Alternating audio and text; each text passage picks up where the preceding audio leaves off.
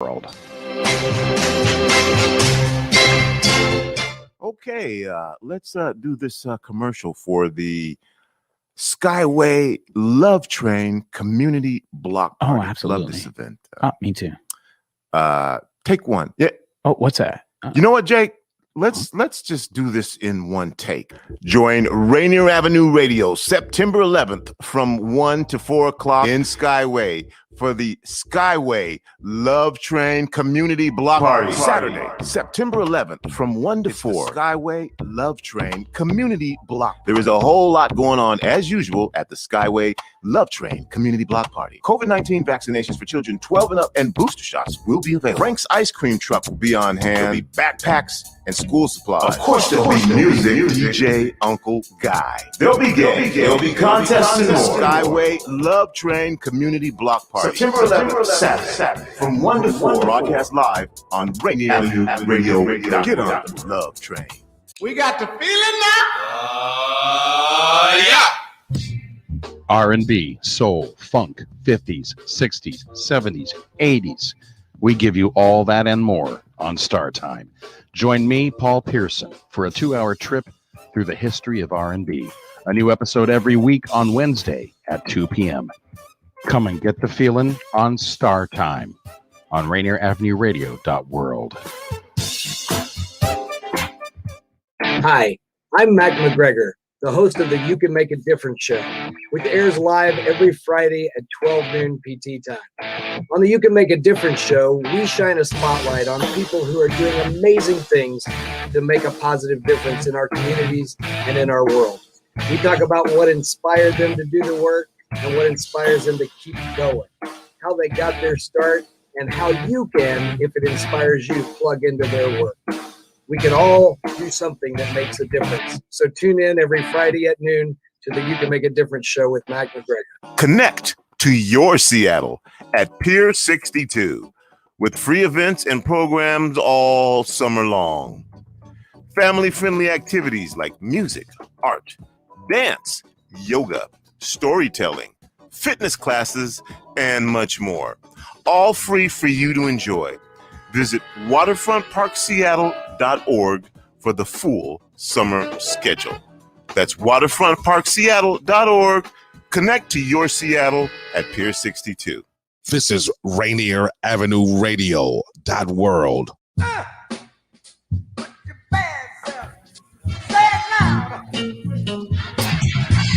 That's right. Say it loud.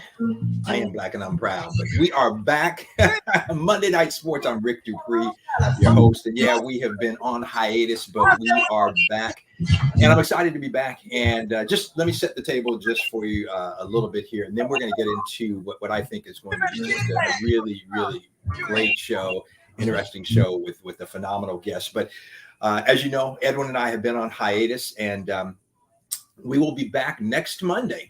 And we will bring you coverage of the Seahawks season, game by game, week by week.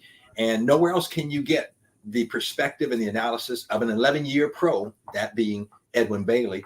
And he will join us, and we will be here every Monday with you and giving you that analysis week by week. We'll take the Seahawks all the way through the playoffs, however far they go. And then regardless of where they hopefully don't, but where they may be knocked out if they make it to the playoffs or if they make it to the Super Bowl. But even if they don't make it to the Super Bowl, we'll stay with the NFL season all season long right here on Monday Night Sports.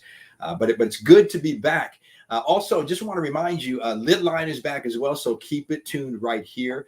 Lidline Sports with Granville, Pepe, and the gang. That is immediately following this show.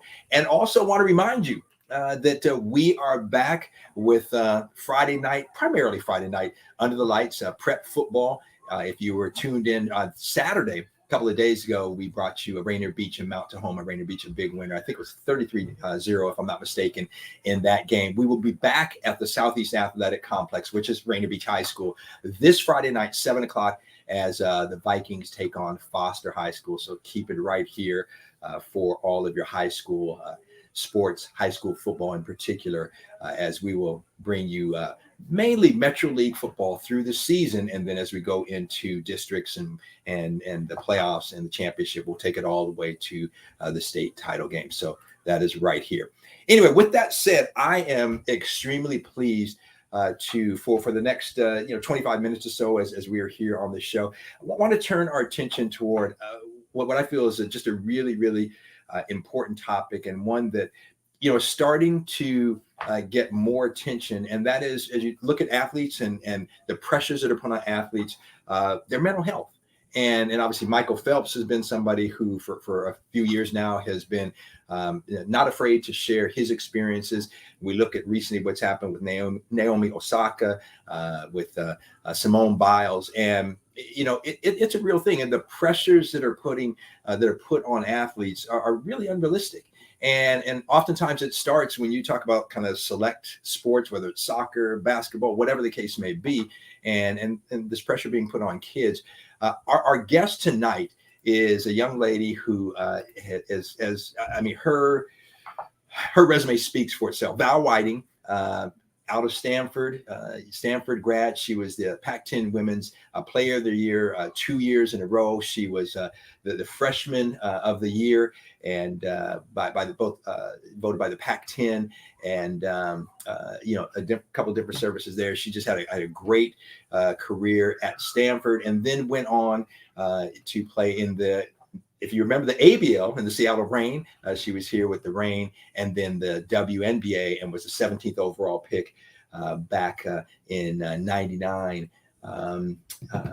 for the WNBA with the Detroit Shock. But anyway, with that said, I want to just welcome Val to the show. And she is doing some really, really interesting stuff now. And her focus, talking about mindset coaching, and as you think about the mental aspect, of sports and how important that is. And so, and do we have Val? Is she here with us yet? She is. There she is. Okay. Val, can you hear me okay? Yes. Okay. Good to see you. How you doing? All right. How are you? Good. Looking good. I see little Pac-10 All-Stars back behind you. Yeah, come on, sport it. But no, I just appreciate you taking a few moments of your time to chat with us. And one of the things that maybe we start out, and can you maybe, for our listeners, talk a little bit about what mindset coaching is? And then I really want you to talk a little bit about your personal experience and what led you to that, and kind of your experiences that people may not be aware of, and some of the things that you've experienced. Sure. Well, first of all, thank you for having me on the show. I'm really excited. It's such a small world. We met many years ago. My son was applying to Seattle Academy, and then my younger son goes to Rainier Beach. So he plays basketball. So maybe you'll cover him this season in basketball. But mindset coaching is is about getting your mental game right. A lot of times we focus on the physical. For example, basketball player might go out and put shots up and work on her handle and conditioning, and then wonder why in the game she's not performing the same way. And working on your mindset is what bridges that gap. So if you're more confident in practice than you are in games, or if you make a mistake and you tend to dwell on it, or if you play really well against certain types of competition, but when it's a big competition, you are worried and you're anxious, that's mindset. And it's basically helping athletes prepare themselves better for competition, practice better for competition, not only working on confidence, visualization, goal setting. We even work on how you approach the game before the game. Yeah. So it's more than just it's not like voodoo or anything hocus pocus. It's sports psychology made simple. I'm not a sports psychologist. I'm a certified performance mindset coach. Yeah, but you have experienced it, and that's one of the things. My partner in crime, Edwin Bailey, when we do the show, 11 years in the NFL, and he talks about, Edwin with his downhole downside. If you haven't played the game, I don't want to hear it from you. But your experience, and I want you to, if you will, can you talk a little bit about your experience? Because one of the things is I was kind of preparing for the show and kind of looking at some different things online about you, I came across something that just what I thought was incredible. You're part of the Positive Coaching Alliance, and that being an alliance that really is just trying to help coaches, youth coaches on up, be better coaches. But you had a clip on there, and you were talking about your experience in high school, and in the clip you talked about that you were the first Black woman to play in the basketball program there, and you made a mistake in practice, when a turnover. And I believe, correct me if I'm wrong, the coach said if you do that again, she was going to knock the black off of you. Yeah. And I don't think people understand the pressures that are put on athletes. And I mean, that's ridiculous. But can you maybe talk a little bit about kind of your experiences and the things that you have learned and what has led you to where you are today? Yeah, back in the day, how we were coached, people wouldn't have jobs now. They coach like back in the day, petitions and hearings, all this stuff going on. But I put a lot of pressure on myself as a player, and I worked really hard on my physical game. I was always in the gym and made sure I was in shape for the season, and had personal trainers and nutritionists, but I never really worked on my mental game. Yeah. So when I got faced with adversity, not adversity, but when I went to the WNBA, it was a new league, it was a new team, and it was just different circumstances. I suffered from depression. I was put on the injured reserve. I was on and off the injured reserve because of depression. There were some times I didn't even want to practice. I didn't even want to go in the game. The coach looked at me to go in the game, and I would shake my head no. And you were a starter, right? Yeah, I was a starter. And then I have no idea what happened. It just kind of happened, and I didn't want to play basketball anymore. And I was telling Rick earlier, I'm an overanalyzer. So if I made a mistake, I would think about it over and over. I wouldn't let it go. I would hold on to it. I would put unnatural expectations on myself. If I didn't hit these numbers, then I wasn't a good player. And if I didn't play well, then that affected my whole self-worth. So I had all that going on, and it built up, and I ended up going into such a depression that I took the season off. Now, some people say, well, you were mentally weak. I don't think I was a mentally weak person. I just didn't have the tools when it came down to it, tools that I like to teach young athletes and female athletes especially. For example, one thing I teach is you have to have a mistake response. When you make a mistake, you got to brush it off, or you clap twice, and you flush it, and it's gone. I didn't have that. I would hold on to mistakes from the last play on to the next half. And it's this one saying that a heavy mind makes a slow body. So all that's on my mind, and that's, you're not reacting as quickly, you're not as sharp. So I didn't have the tools, and because I didn't have the tools, it turned into another issue for me personally. I'm not saying that's everyone, but for me, that's what happened. And that's what motivates me to do what I do now with young athletes. Yeah, but I think it's important that you recognize that.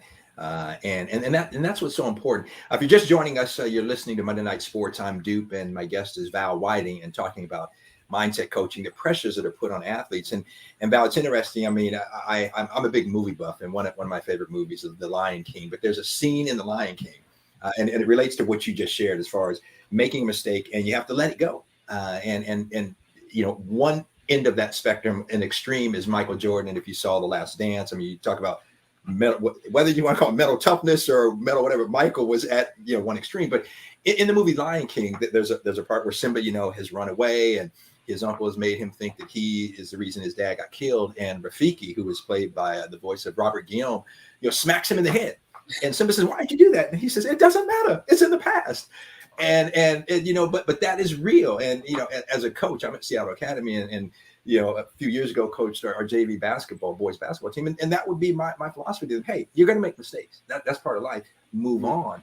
But I mean, you make a good point. Is that not having. I mean, we take all this time as athletes preparing our bodies, preparing everything, but like you said, we don't prepare our minds, and it's really sad because as you look at the Black community in particular, communities of color, males, when you talk about mental health, there's a stigma around that. and there's no stigma around physical health.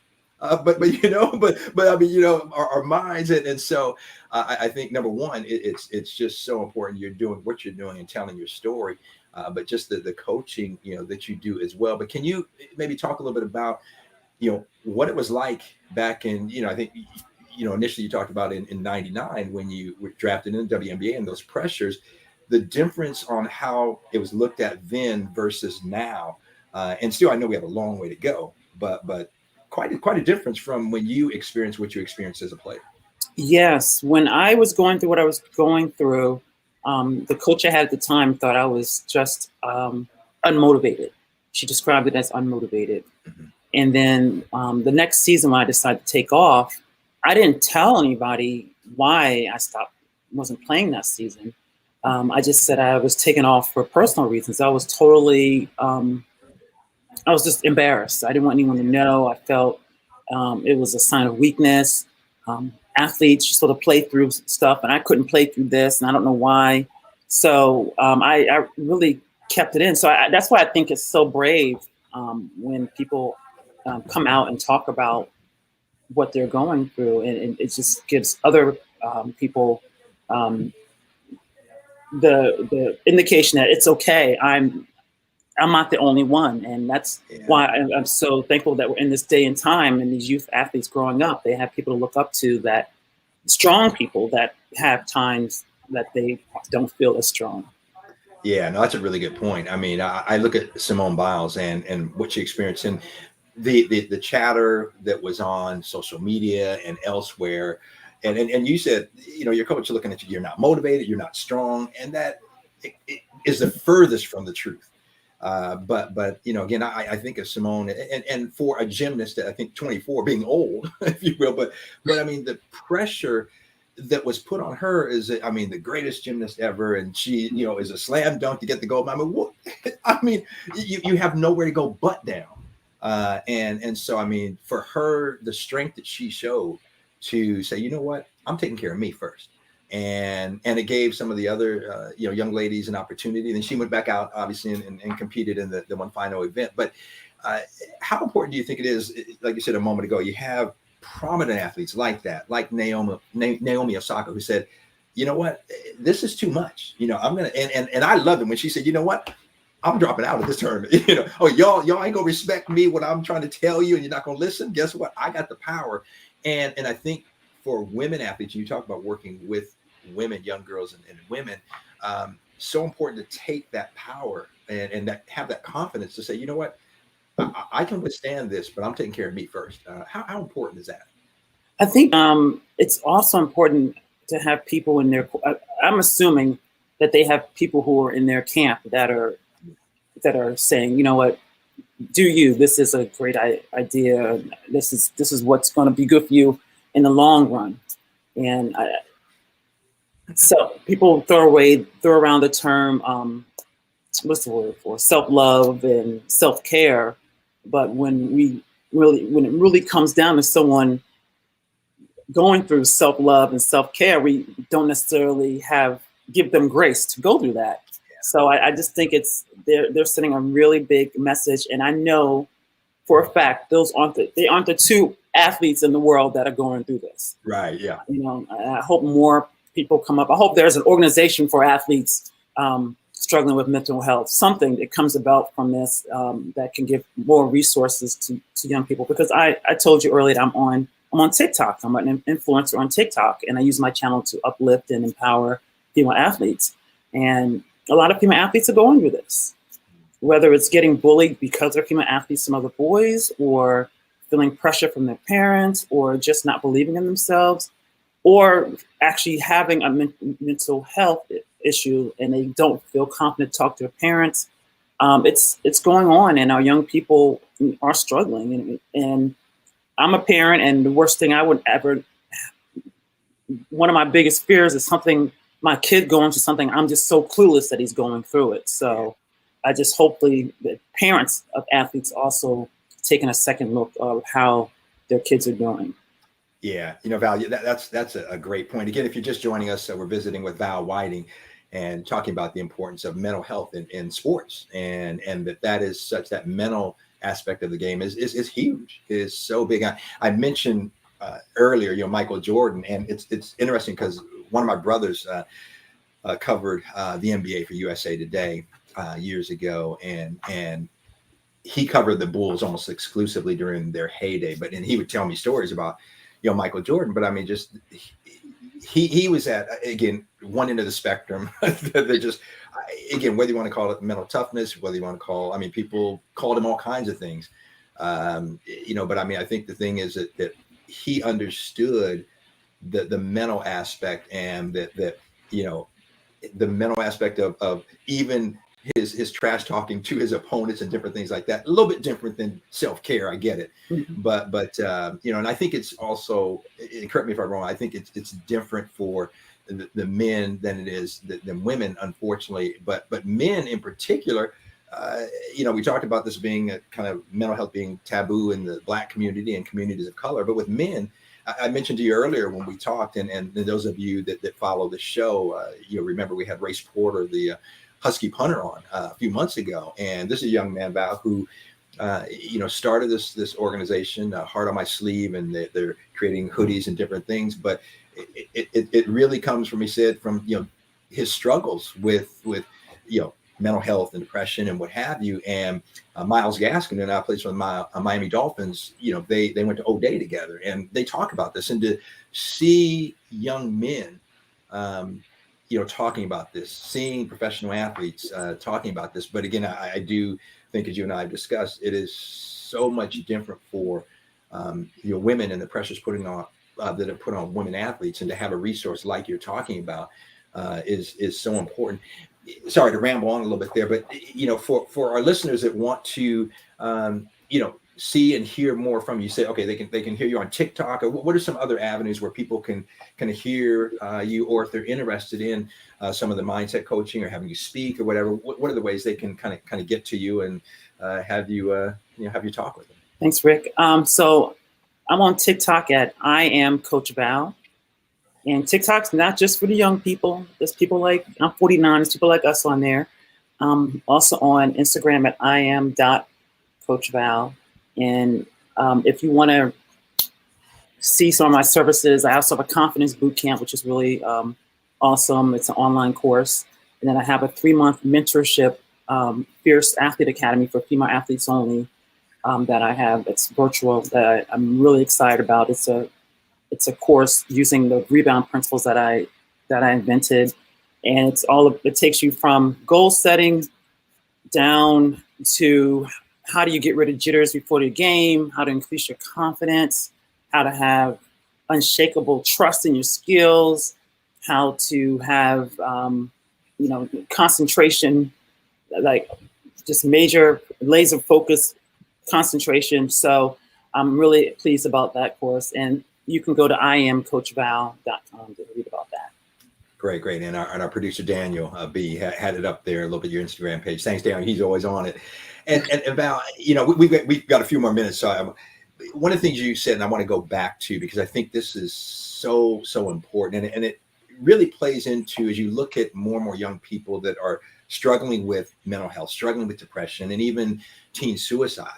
And one of the things I want to say to young people when they're faced with this is that, don't make a permanent decision on a temporary problem. And it's easy for me to sit here and say, and I tell kids, I work with kids, and I'm 59. I said, look, not that I'm that smart, but got 59 years of experience, been around here, I've experienced some things, seen some things, but it's oftentimes when we're in the midst of something, it seems like, you can't get out of it. And, it just, as for me, being a Christian, a believer, that there's when it talks about it's the darkest before the break of dawn. I mean, but these things are real, that we go through these things. I think important to acknowledge these ups and downs, and that what an individual may be experiencing is real, but also how do we give them the tools to work through that, instead of saying, I've got to figure out a way immediately to end the pain, and then they make a decision that is permanent, like suicide. But with all that said,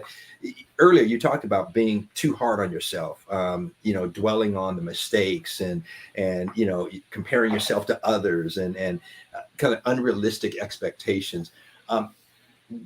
what do you do? Kind of talk a little bit about your coaching around when you know an athlete is kind of in that space. How do you help them to try to begin to get out of that space and not being overly critical on themselves? Well, one thing I do that's been that's worked for not only for kids but also adults. When I did a confidence boot camp for a tech company. I have them do a confidence resume. So you write down all the things that are great about yourself, all the things that you've done well, and nothing is too little, and you keep it, and it's something you keep adding to. It's not a list that ends. It can go on forever, and you just keep adding to it. And then the days when you are questioning yourself, you look back. That's just one tool. You look back and check out your confidence resume and look at what you've done, and know that what you can do is possible. Yeah, remind yourself. It's funny. There's scripture where it says, Paul. I think it was Paul said he pat himself on the back. Sometimes you got to encourage yourself. Interesting. A good friend of mine, Greg Alex, who runs a Matt Talbot Center downtown, and had a saying that stuck with me. I think is important. He said, "Isolation is a dark room in which negatives are developed." And so often we isolate ourselves, and in that isolation, negatives are developed. And I'm a firm believer that you bring everything out in the open. And when you do that, it doesn't have power over you. And that's what I'm hearing you say. And that's just so important that looking back and encouraging yourself, look at these positive. Hey, I'm okay. I'm pretty good. I think that's important. And it's not arrogance. It's not conceit, but it really is just kind of encouraging yourself. And that's so important. I'm going to ask you one more time, and Daniel, while we do this, if you can put up Biles' Instagram page again and what have you, but you can remind our listeners if they want to check you out, if they want to bring you on board, and have you come in and consult and get a nice contract with you, how they do that. Yeah, I kind of fell into executive coaching. Isn't that crazy how God works? Like stuff just falls. But I like this stuff. COVID affected so many people, and so many people had to pivot. And I lost my job. I was a business director, director of business development, and then I had an after-school program in schools and for teaching basketball, but using that to teach life skills, and that just all fell through. And then I was like, okay, what am I going to do? I went to TikTok, and things just started taking off, and everything just went together. And that's why I'm here now, doing what I do. And it was a combination of my experiences as a professional athlete, and then also reading the comments of young ladies who would comment on my TikTok account, stuff that they were struggling with. And a lot of it was confidence. So God gets all the glory, and I can't wait to. Sometimes this is off the subject, but when you reach a certain age, and I struggle with my mindset too, because I'm like, were the best years of my life back when I was playing professional basketball, when I was in college? Were those the best years of my life? Are they gone? And then now I'm 49. I feel like I'm being reborn and in a new chapter of my life. And I'm just really, really grateful for the opportunity. Well, that's exciting. And the experience, and as I've shared with people, I share with some people I know, I said, hey, Val, I'm going to be on with Val tonight. And just what you have experienced. And there are not a lot of people that have accomplished what you have accomplished at that level. And then to be able to take that experience and share with others is so important. We definitely need to stay in contact. If there's anything that I personally or the Rainier Avenue Radio can do for you, you let us know. We're going to stay in contact. I talked about potentially getting with some others and doing some camps and what have you. But we definitely need to, because this message needs to keep getting out there. And I just thank you for sharing your story. Thank you for what you're doing, and all the blessings to you. Keep doing what you're doing, sister. Thanks for having me, Rick. Thank you so much. We will be in contact. That's Val Whiting, and check her out on Instagram. Check her out on TikTok and all the platforms that I'm not on, but that's okay. You are on, I'm sure. So check her out, and don't go anywhere because Lidline is up next. And again, want to remind our listeners that this Friday night we will be at the Southeast Athletic Complex, Rainier Beach High School. Rainier Beach taking on Foster, bringing the play-by-play, all of that right here on Rainier Avenue Radio. Well, again, thanks to Val Whiting for taking this half hour with us to share with us. Val, you take care. Good to see you. And I will see you with Big Edwin Bailey next Monday night. We will recap Seahawks game number 1. And again, don't go anywhere. Lidline Sports is next right here on Rainier Avenue Radio. Until then, peace and God bless.